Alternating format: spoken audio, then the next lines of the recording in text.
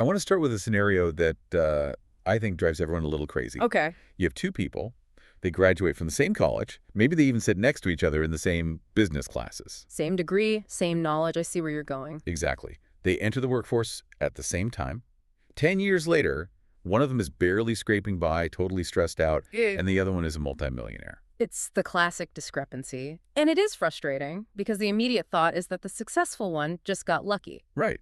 Or they had better connections, or you think, oh, they must know something I don't.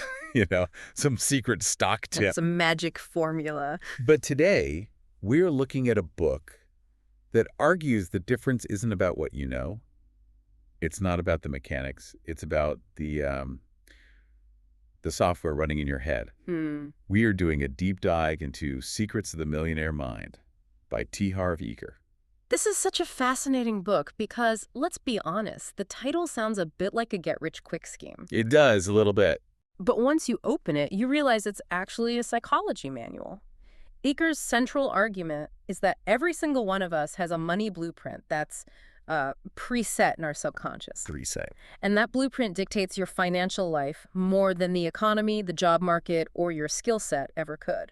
That is a massive claim, though. Yeah. Basically saying that my bank account balance is just a reflection of my childhood psychology. Essentially, yes. Eker believes that financial success is an inner game. So if you have all the tools, the financial literacy, the business skills, but your toolbox, your mind, is broken or locked. Then the tools are useless. Exactly. They're totally useless. Okay, so the mission for this deep dive is to figure out how to unlock the toolbox.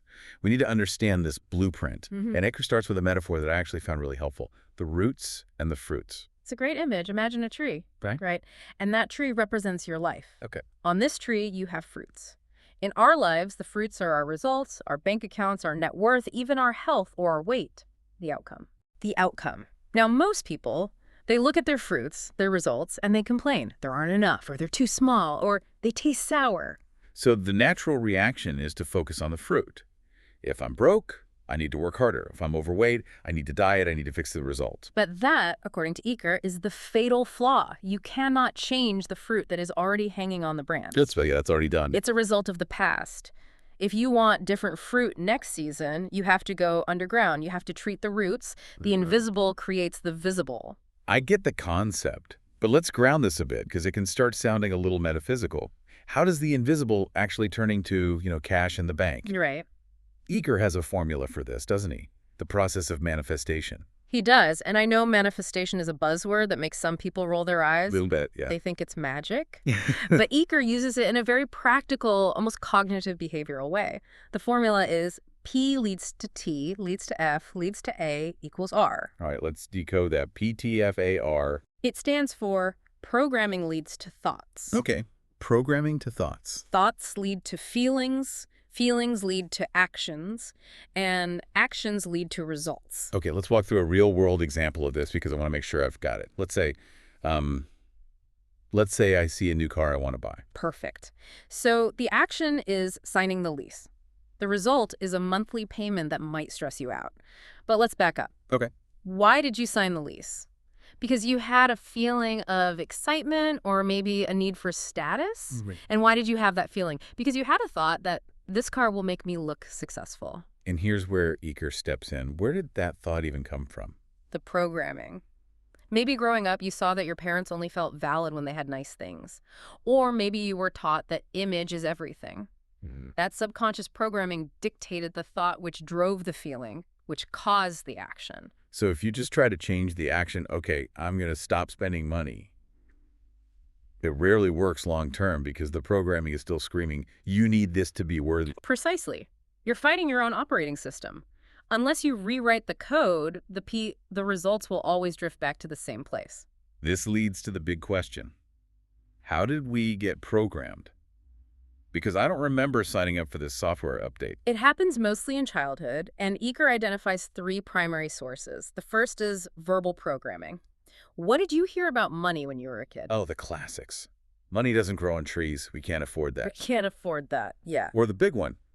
Money is the root of all evil. That last one is incredibly damaging. Think about the logic there. If you are a good person and you believe money is the root of all evil, Your subconscious will make sure you never have any money. Because you don't want to be evil. You don't want to be evil. That sounds almost too simple, though. Does a phrase really hold that much power? It settles deep in the subconscious. Eker talks about a guy in the book, Stephen. This guy was making $800,000 a year. Wow. I mean, killing it professionally. But he was constantly flat broke. Earning almost $1 million and keeping zero, that takes effort. It does. It turned out his mother used to preach that rich people are greedy and make money off the sweat of the poor. Oh, no. Stephen loved his mom. He wanted her approval. So unconsciously, every time he got rich, he felt guilty. He felt bad. So he had to get rid of it. He'd get rid of the money, spend it, lend it, make bad investments, just to get back to being good and broke in his mom's eyes. Wow. So he was sabotaging himself to stay in alignment with his mother's definition of a good person. That is. Oh, Abby. It is. It shows that logic rarely wins against emotion. The second influence is modeling. Like, see, monkey do. This is about our parents' habits, right? Yes. If your parents were constantly anxious about money, you probably are too. If they were spendthrifts, you might be too. Eker uses his own story here. His dad was a builder. He'd make a fortune on a project. And then lose it all. And then the market would turn and they'd be broke. It was boom and bust over and over. And Eker found himself doing the same thing. For years, he'd start a business, make a ton of money, and then unconsciously torch it. He thought he was just having bad luck. But he was just repeating the pattern. He was replicating his father's pattern because that's what business looked like to him. I feel like a lot of listeners might be thinking, well, great, I'm doomed to be my parents. Is this fixed? Not at all. Awareness is the first step. Okay. You can't fix a glitch you don't know exists. Once Eker realized he was mimicking his dad, he could choose a different path. Okay. But there is a third influence, which I think is the most dramatic, specific incidents. These are single emotional events that lock in a belief. Right. Eker tells the story of the ice cream truck. It's a lighter example, but it explains so much relationship conflict. His wife, as a child, would hear the truck, run to her mom for a quarter. And her mom would always say, I don't have any money, go ask your dad. I can see where this is going. She learned two things. One, men have all the money, women have none, so she became financially dependent. But two, money is for ice cream. It's for immediate pleasure. So she marries Eker, who's in his save everything phase, and she wants to spend everything on ice cream, or the adult equivalent. And they fight. But they aren't fighting about math. They are fighting because their blueprints are colliding. Wow. But there's a much darker story in the book that I think really drives home how deep this trauma can go. The story of Josie, the nurse. Yeah, reading this part stopped me in my tracks. It's tragic. It is. Josie was an operating room nurse, making a fantastic salary, but she had zero savings. When they dug into her past, she remembered being 11 years old at a Chinese restaurant with her parents. Her parents were arguing about money. It was loud. It was violent. Oh, no. Her dad stood up, screaming about finances, slammed his fist on the table, and collapsed. He had a heart attack and died right there, in her arms. She was trying to do CPR. So for her, money isn't just evil or scarce. Money equals death. Money equals pain. Money caused the thing that took her father away. So her subconscious mind, which is designed to protect her from pain, Made sure she got rid of money as fast as possible. as fast as possible. Every time she had excess cash, her anxiety would spike until she spent it. That really changes how you view someone who is bad with money, doesn't it? It's not that she was irresponsible. She was traumatized. Exactly. And until she healed that root, no amount of budgeting apps or financial advice would have helped her. So this all leads us to one of Eker's most famous concepts, which explains the mechanism of how we self-sabotage. The financial thermostat. I love this analogy because it makes so much sense of why lottery winners go broke. It's simple physics.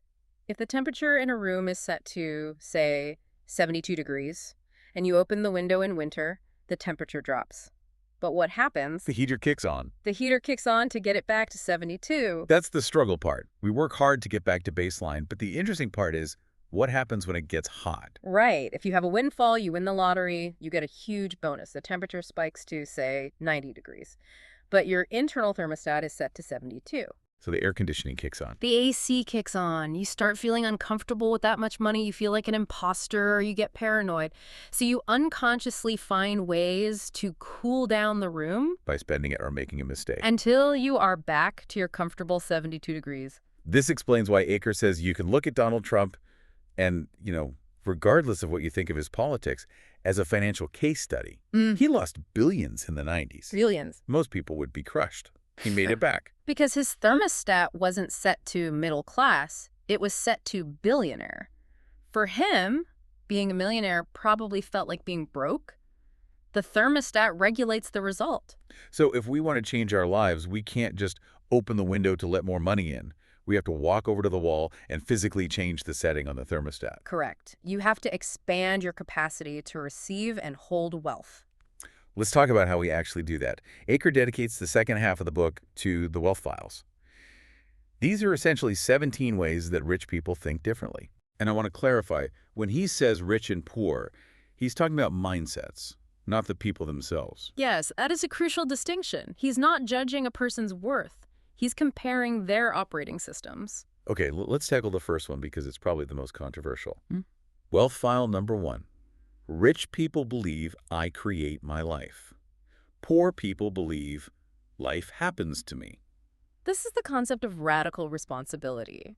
Eker argues that people with a poor mindset often play the victim role. I have to play devil's advocate here. Isn't that a bit harsh? I mean, there are systemic issues, there are economic downturns, there are tragedies like Josie's. Of course. Saying you create your life can sound a lot like victim blaming. That is the most common criticism, and it's valid to an extent, but Eker isn't saying external factors don't exist. He's saying that you cannot control the external factors. You can only control your reaction. You can only control your reaction to them. If you blame the economy or the government or your boss for your situation, you are handing over the steering wheel of your life to them. You are saying, I have no power here. So it's about agency. Exactly. He lists 3 clues of a victim: blame, justify, and complain. The complaining one hit me hard. He calls complainers crap magnets. It's a vivid image. His rule is what you focus on expands. If you are complaining, you are staring at the problem. You are narrating the disaster. And you're not seeing the solution. Right. And by focusing on it, you're less likely to see the solution. He says you have to choose. You can be a victim or you can be rich, but you can't be both. Okay, let's move to another one that I think trips people up. Mhm. Wealth file number 3. Rich people commit to being rich. Poor people want to be rich. I feel like everyone wants to be rich. What's the difference? Well, think about it. If I ask you, do you want $1 million?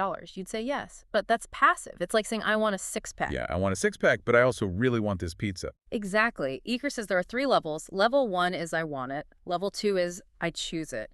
But level 3 is I commit. Commitment. Commitment means no holds barred. It means doing whatever it takes ethically to get there. Most people have a limit. They'll say, I'll work hard, but I won't move cities. Or I'll start a business, but I won't risk my savings. So wanting is just wishing, but committing is burning the ships. It's deciding that there is no plan B. And honestly, that scares people, because if you commit and fail, you have no excuse. Here is one that I think a lot of people struggle with subconsciously. Wealth file number 6. Rich people admire other rich and successful people. Queer people resent them. This brings us right back to that programming. If you view wealthy people as jerks or greedy or crooks, you will never become wealthy. But let's be real, some wealthy people are jerks. We see it in the news every day. Of course. But there are also poor people who are jerks. Money is just a magnifier. If you are a jerk, money makes you a bigger jerk. If you are generous, money allows you to be more generous. The problem is the generalization. The stereotype. A stereotype. Eker tells a story about driving his Jaguar through a lower-income neighborhood. Oh, right, with the sunroof open. And these guys in a pickup truck started throwing beer cans at his car and screaming insults. They didn't know him, they just hated what he represented. Wow. But Eker points out the Huna philosophy from Hawaii. Bless that which you want. Meaning? If you see a beautiful home and you feel jealousy or anger, you are pushing that reality away from you. You have to train your brain to say, that's amazing, good for them, so that your subconscious knows it's safe to go get it. It's guarding against envy. Mm-hmm. That's hard to do, but I see the utility. One more file I want to touch on is wealth file number 4. Rich people think big. Poor people think small. This is about scale. Eker defines an entrepreneur as a person who solves problems for a profit. Okay. If you solve a problem for one person, like mowing a lawn, you get paid a wage. If you solve a problem for 1 million people, like inventing a better lawnmower, you get rich. So it's not about just working harder. It's about the magnitude of the value you provide. Correct. And many people stay small because they are afraid of the responsibility that comes with big. So we have the files. Mm-hmm. We know we need to reset the thermostat. But how do we actually do the work? This isn't just think happy thoughts, right? No, Eker is big on reconditioning. One tool he uses is declarations. Now, he distinguishes this from affirmations. What's the difference? An affirmation states something as true. I am a millionaire. Yeah. If you're broke, your brain screams, liar. Right. A declaration states an intention. I have a millionaire mind. It's a statement of potential. And he wants you to do this physically, touching your head or your heart. It sounds goofy, and I know people resist this, but the idea is to involve the body. Physical movement helps anchor the thought. If you just mumble it, it doesn't stick. It's about engagement. Touching your head is a signal to the subconscious. Pay attention, we are installing new software. He also gives a homework assignment that sounds like torture, the 7-day challenge. Oh, the no complaining challenge. For 7 days, you cannot complain out loud, and you cannot complain in your head. Not even in your head. That is the killer. How is that even possible? I'd fail in traffic on the way home. You probably will. And if you fail, you have to restart at day 1. It usually takes people months to actually get a streak of 7 days. But that's the point. The point isn't to be a robot. The point is to catch yourself. Every time you catch yourself complaining, you are stopping that crap magnet we talked about. You are forcing your brain to look for a solution or a positive angle. It's cognitive training. You're breaking the neural pathway of negativity. Exactly. And Eker swears that if you complete the 7 days, your life will look different because you've stopped focusing on the barriers. Finally, he talks about the importance of just moving, the principle of ready, fire, aim. This is for the perfectionists. Most people go, ready, aim, aim, aim. And never fire. And never fire. Eker says, get in the corridor. Even if you don't know exactly how to do it yet. He used the pie shop example. He wanted to open a pie shop, but instead of researching for 10 years, he got a job as a busboy in a bakery. And he learned 2 things. 1, he hated the smell of pies, so he saved himself a fortune in years of his life. That's hilarious. But 2, he met a guy there who introduced him to the fitness equipment business, which is where he made his first millions. He never would have met that guy if he was sitting at home researching. Action always beats inaction. You can steer a moving car. You can't steer a parked one. So, bringing this all together, the book is called Secrets of the Millionaire Mind, but it really seems to be about self-awareness. It is. It's about realizing that your financial results are just the fruit. If you don't like the taste, you have to stop staring at the fruit and start digging into the roots. You have to check your blueprint. Are you programmed for struggle, or are you programmed for success? And realizing that simply wanting it isn't enough. You have to commit, and you have to be willing to be uncomfortable while you reset that thermostat. And that leads to the question I'd leave the listener with today. It's a bit provocative, but go check your bank account. Look at your net worth. Don't judge it, just look at it as data. That number is a printout of your current internal setting. The question is, are you willing to do the uncomfortable work to change the setting, or are you just hoping the weather changes? That is the question. Because the economy is never under our control, but the thermostat is. Thanks for walking us through the blueprint today. A pleasure. Keep working on those roots. We'll see you on the next deep dive.